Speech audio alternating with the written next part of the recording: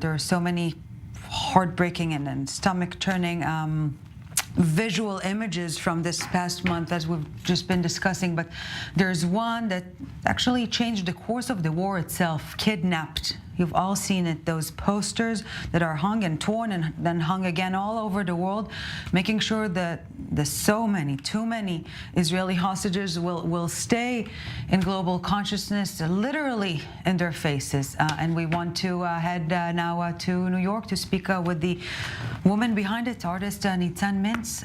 Thank you so very much, Nitzan, for joining us. Well, how did it all start? So basically, it started by me, Dede, and Tal Huber. It's not only me, it's thousands of volunteers. But in the beginning, Dede and I were here in New York, and on the 7th of October, we received the traumatizing news. And as two street artists, we decided that we should do something immediately. So we contacted Tal Huber, which is a designer from Israel, and together we created the format of the poster, the kidnapped posters, which you can see on top. You can see the word kidnapped and the picture of the real person below. And this is how we started. We started guerilla.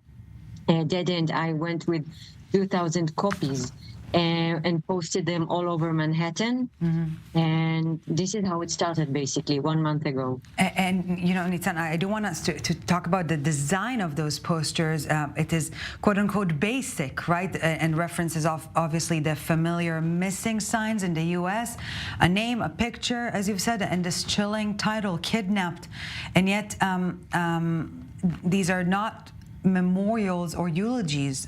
They're very much demanding those who see it to be present and to understand that we're talking about something that is still happening now.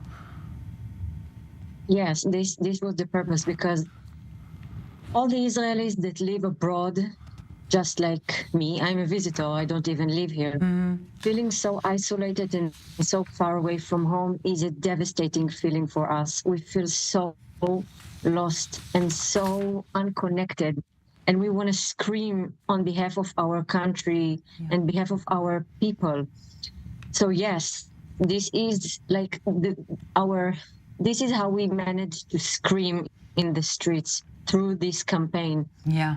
And because the only goal of this campaign is to really attract people to see our suffering and our hostages that are still held in Gaza, and to bring awareness. And by this awareness, we really hope to bring public pressure on politicians, on decision makers, to help make the negotiations quicker as soon as possible. This scream, you define it, it truly comes out of those posters and was well heard all over the world, became a global phenomena in a matter of split seconds, really.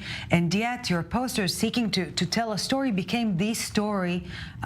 We've all seen those images from Western capitals all across Europe and the US, pro-Palestinian activists filmed tearing them down, and then again, they were filmed doing so. What do you think about this? Again, those posters becoming an actual war front?